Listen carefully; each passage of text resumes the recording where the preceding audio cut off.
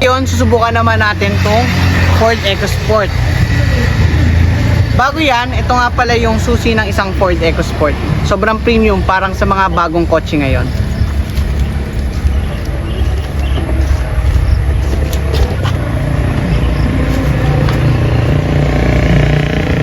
So, Patrick, ano bang meron dito? Kagaya nung nabanggit mo kanina, balita ko may voice command to. Paano yes, kayo? meron siyang voice command.